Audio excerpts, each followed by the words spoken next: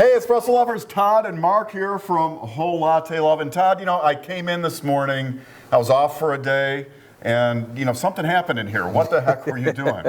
Because he was gone, I had the opportunity to come in here and tear these machines apart and see how they really work. I saw these at the Host trade show in Italy in October, and I was intrigued. And so I took this opportunity just to dig in, tear everything apart, see how it works so I can share it with you guys. And then I spent like 2 hours cleaning up his mess. Yeah. Yeah. It's great. So yeah, we got the Bezzera Matrix and Duo, and there's two versions of these machines, right? Yeah, there's one that's programmable. We can dispense the amount of coffee you want, and then it turns off by itself. Then there's one with the standard E61 group. So the programmable one has the Bezzera group, I think they call it the BZ group, and then the standard E61 on the other one. So officially that dosing one, that's the DE version of these machines, and then the E61 is the MN. Okay. Right? So you know them inside. So we're going to take a deep dive inside. Todd's going to show us how these machines are put together, how they work, all that good stuff, right? Yeah, in another video, we're going to do one on the display. Not just how to program it, but there's little lights that go on and off to really understand what it's telling us. There's a lot of stuff in there I didn't see right away. It took some digging in to figure it out. That's that new Gicar PID control. Yeah, really cool. And there's lots of really cool features on this machine. Hey, if you like these sorts of videos where we go inside the machines, take a deep dive, be sure to click the bean down there and subscribe to the channel. Also, do what I call ring the bell, so you'll get notifications when we put up new videos, so you know they're there. But you ready to go? Let's dig in. All right. Okay, let's dig in. Now, as you can see, I have this machine all torn apart. Boilers out and everything. Boilers out, but first we want to look inside this machine so you can see where all the parts and pieces is and how you get at them. Now, user serviceability is always important for me.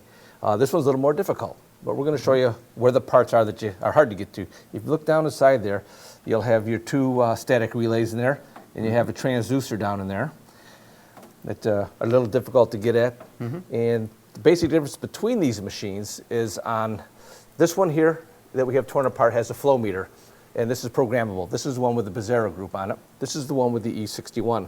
And if you have one of the E61, the Bezzera, you just put this in. This is your flow meter. Controls, doesn't control, it measures the amount of water going through your coffee.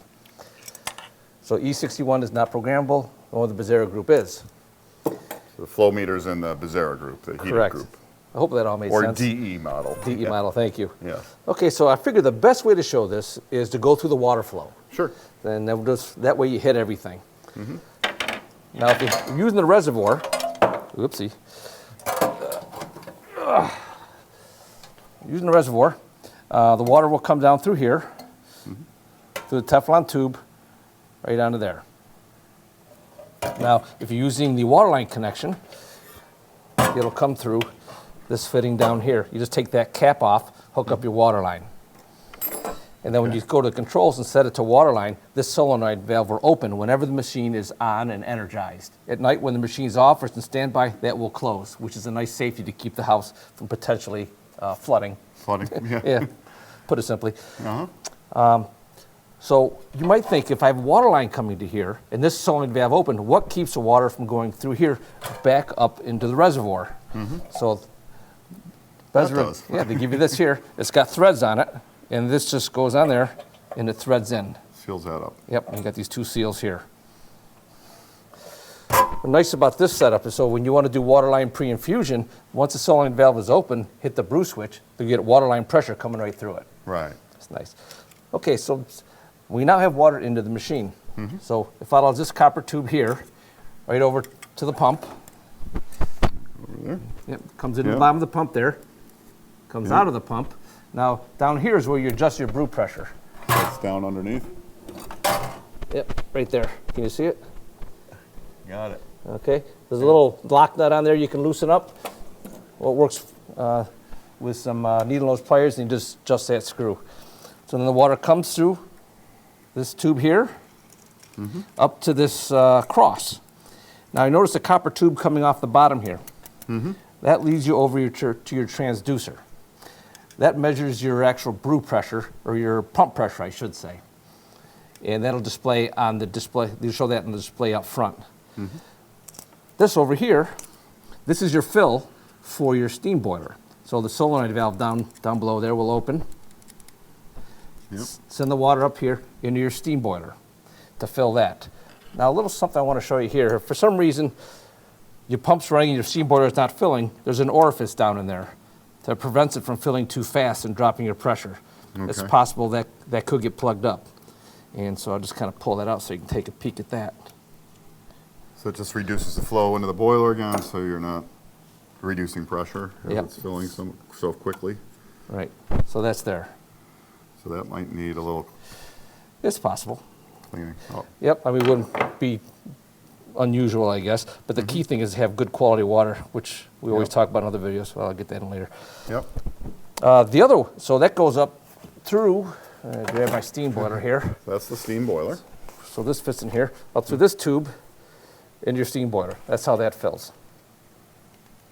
Okay. Okay. Then, if you want the other part of the cross here, the fourth leg, this goes up to your brew boiler. And on this machine, it goes through your flow meter. So your brew boiler is in here. And Okay. Like so? yeah, Okay. So like so, goes right into here, flow meter and then into the boiler. into the Yep. boiler. Okay. Now inside your boiler, you have a dip tube. You see that Teflon in there? Yep. So that'll push the water down into your boiler so it mixes before it comes out of the top and goes over to your brew group. Okay. So when the water comes out of here, it goes through this valve over here. Which, let me get this up into place, like this. This goes into the back of your brew group. This has got an interesting little swivel valve here, so it's easy to get off. It just screws right in the back, Into there. right in there, Yep. and this goes here, like that. Make sense? Yep. Sounds good. And so this is a three-way solenoid valve. So the brew water goes through here in your brew group. When you turn the brew switch off, water gets released down through this rubber tube, out through past this T into a little elbow that faces into the drip tray. Now you'll notice we also have this rubber tube here. So these both go into the drip tray. This is an OPV. Now in this particular case, this OPV is used just as like a safety valve. If the pressure builds up over roughly 11 bar, it'll open and it'll bypass pressure back into your drip tray. And a vibration pump, we use that for controlling the brew pressure, and here is just set to relieve pressure. Here's your two static relays for your brew boiler and your steam boiler. They have little red lights on them that blink to show when they're energized. Now they're going to be hard to see on this machine. Yep. If you have the Matrix with the plastic sides, you'll be able to look through and see the bottom one here, if that's flashing or not. The top one, you'd have to take the top off and look down to see if it's flashing. You won't actually be able to see it from the side. And something, I mean, you had told me about there's something with these, it can energize both boilers at the same time? Well, yes, thanks for bringing that up. Yeah. It's interesting. The way this machine is designed is both boilers operate at the same time. This boiler here, the steam boiler, draws about 9 amps, and this is a little bit under 6. So you're about almost at 15 amps all the time. So you're going to want to make sure you have at least a dedicated 15 amp outlet for this. Yep. What else we got in here? Oh, well, let's take a look up top here. Ah. This is a filter. All your power comes in through here before it goes to the machine to Right. make sure you got a lot of control boards in here, so that'll Yep. keep them safe. This piece over here, you have 110 volts going into this, and then it converts it to 12 volts DC, and then goes into the board over here. So you So it's like an AC to DC correct. and into the board. Little AC there. DC. Yep. Yep. Now, might as well take a little look at this You board want to swing here. around in front of me? Yep. There we go. The board won't go too deep on this, but it's pretty nice. It's sealed in here pretty good. It looks a little complex, but it's actually pretty simple. If you were trying to diagnose things, for example, if you hold this wiring diagram like this, it makes pretty good sense. Like for example, these wires here are all these wires right here. So it says heater for the group. So you have a wire come off there. If you have power coming out of that, your group heater should be working. Okay. And your EV for the water tank, or for the water network, that's for the water line connection coming in. And got a wire coming off that, and you can check power there. If for some reason you don't think the solenoid valve's open, just check that to see if that's, and so on and so forth. Right. And then down over here, we get this out of the way. We have all the temperature probes and the wires going to our static relays to send power to the boilers. Nice. Or to the group if it's the heated group, like on the Bezzera group. that pretty much takes care of that. And here, let's, I'm going to flip this thing around and we'll take a look at the brew group. This is the Bezzera group. This is not the E61. Right, so this is again, the heated group on the DE machine. Yeah, there's plenty of them already done on the E61, so I figure I'll just dig right into this one. So we're just going to tear it apart and show it to you.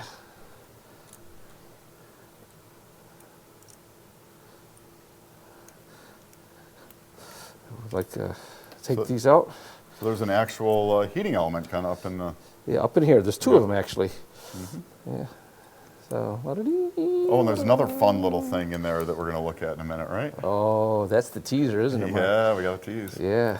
So you're going to want to hang around. Yeah, you can't miss that.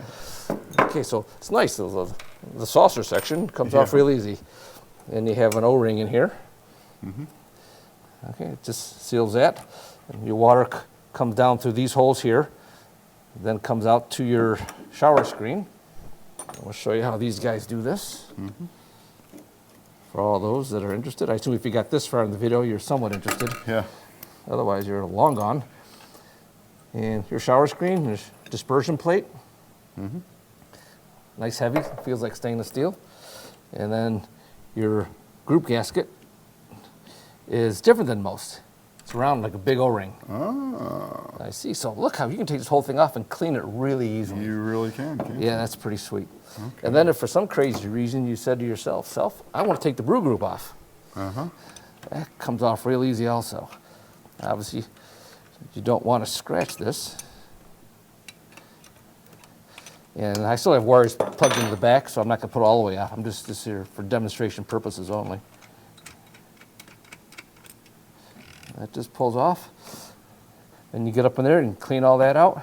Any issues, you can blow through there and make sure that's clean. Those are your two heaters. There's your sensor for your heater. Okay. And now here's the thing you were talking about. Yeah. This actually, those are some LED lights. We'll show you in a minute what they do. Well, obviously what they do, they light up the coffee. They work really nice. They shine down, yeah. They shine down. Now, you don't get that on the E61 model, though, right? Correct. And you see in the front of the machine, here's all your programmable buttons for dispensing your coffee. Yeah, that'll stay on off. That's manual button. Those are programmable. On-off switch. And here's your valves are unique here. Now you notice it locks when it's in the up position. If you said to yourself that you really don't want that because you're steaming and you want to just hit it, you can take it, go like that, and you can work it around. So it goes to the down position. So now you can froth the milk and just nail it right off. So you can move that around to your preference. It's pretty cool. Yeah. Pretty cool. Frame, stainless steel frame. A little bit different. Never seen a frame like this before. This is pretty cool. I'm not saying good or bad. I'm just saying it's different. Yeah, but it does go all the way front to back. That front to one back. row. They have these rails here that go front to back. And this is cut here. So these machines, we ship them on pallets. Yep. We don't ship these on UPS like we do some of the other machines. I would be too afraid. So this has to ship on a pallet. So if you get one of the machines, be prepared. If you have to shove it in to us, save the pallet. Save the pallet, save everything. Okay, let's dig in over here. What do we got? Well, let's start with the steam boiler. And this is that's pretty basic. I mean, I'm not saying that in a bad way. So you got a copper boiler, and they weld the brass plates on top, the brass plate in the bottom. But then they have this brass plate here that holds the heating element. It's all integrated into one. Okay. So if you want to replace the heating element on this, you would just remove all these bolts here. Okay. And you can pull that off, clean up, and then new gasket and bolt that right back on. Now you see there's a high limit on the bottom of this here. If for some reason it stops heating, the first thing you want to do is maybe just check this. Shouldn't go, but sometimes they do. It doesn't matter what brand you have. Sometimes it just happens. And on your brew boiler, which faces like this, there's your high limit for this one. Yep. And for those who don't know, the high limit, things get too hot, it trips, cuts power. Yeah. Yep. And that little red button pops up a little bit, and you push it down, it clicks. Reset, Okay. So on this boiler, your hot water goes in here to fill. I'm sorry. Yeah, there. And then it fills from here. Your steam comes off of here. And your hot water, for your hot water wand, comes off of here. So they have a dip tube on that. Into there. There it is. That felt good. Your hand is not a hammer. So that just drops into there. So you're taking water from the bottom of the boiler instead of steam off the top. See, most machines, they just drill a hole in the bottom and they pull the water right off from there. Okay. But since they have this type of heating element, obviously you don't want to do that. Sure. Okay. Standard vacuum relief valve, nice pressure relief valve, just your safety valve. Safety. Safety. And boy, when this thing, let me show you over here how the boiler is held in place. So just held on with this here. That bolts in place between this, or screws in, and all the interconnecting tubing, that's what holds it solid. Okay. And then, what they hooked up with this here, bolts onto the bottom of this boiler, comes over to here, just to hold this in place so the bottom doesn't swing. Oh, okay. Okay. That was pretty unique. So the tubes hold it in place, and then this keeps it pretty solid. Nice. Now again, with this, we don't want to, you just have to ship on a pallet, because if you look over here, everything's really close. You don't want to jar this machine. Yep. You know, it's right up against there. If you look, everything's just like compact tightly. So treat her good. Treat her good. Let's keep going in farther. Let's look at the steam valves. Really cool steam valves. I showed you before how they lock in place. I want to show you how these come apart and how these things work. Okay. So we'll pull this off. Well, first of all, if you want to get to this, you've got to pull it right off the machine. Okay? So, can you see the nut on that? Yep. That nut there, and that screws into here. So to get this valve off, to get it the guts to replace it, Yeah. so if you got to replace the seals eventually, pull this off here, and then we'll loosen this lock nut. Once you do, this will spin right off. This is a lock nut that holds this in place, and I'll get into that, why it does that in a minute. Actually, don't take that off. Now we got to take this off. I loosened this ahead of time. You would normally need 2 screwdrivers, one on this side, one on this side, but I already loosened it because it's kind of hard to do. And then So you're just kind of pushing it down. I'm pushing it down to hold it in place so I can loosen this here. Spin. Correct. And that comes out, and that comes out. So here's your, there's a nice tapered edge inside that. That's what this seal fits up against. Yep. And it's all spring loaded. Nice valve, nice valve. And this fits right in there. And then the interesting thing was how you lock it in place. Between this groove and this, and that groove in there, how they interlock. That's where you get the spinning ability. That's where you can spin the whole thing around to get the action you want. Now the interesting thing about this also is, let's see if I can show you here. Sorry if it's taking too long, but I thought this was kind of cool. One thing about your valve, if you notice your steam valve isn't locking the way you want it, and you're not, the way this thing works is you screw this on, and that's pretty good right there. See, it locks, but if you screw too far, it only goes part way. You see that? Can't really lock it. Yeah, So and now it's not locking. So you screw this off until you got good motion. Then you take the lock nut and put it up against and there. snug it in there. You don't have to crank it, just snug it in there. Okay. That's how the steam and hot water valve work. And I noticed on some of these, this is a little bit loose, so you may have to tighten those down a little bit. Yeah. Now let's get into the rest of the steam valve. And you have your spring that goes up in there. And this is nice. I like these valves because they have little Teflon here, Teflon sliders. I know some have metal. I like these Teflon. You like this, the Teflon? Yeah, this is pretty nice. This is really smooth. More slippery? It's more slickery. And over here we have a Teflon insert into the steam wand. And no burn. For no burn. Actually, it works really good. They put this on, which is really nice. I'm happy they did this. So that's it. The tip that came with this one, 2-hole steam tip. And it's got a seal right there. So you just tighten it down. And they weren't leaking when we had them, so I think they passed the test. Your hot water wand. Now with this, if you notice water is not coming out the way it used to, tons of little holes in there. So this comes apart for cleaning. Clean those guys you can out. clean this right out. Yep. And then you just put it back together. To get these on, it's not really tricky, but you do have to put the spring in there. Put a little force on there. You might put a little force.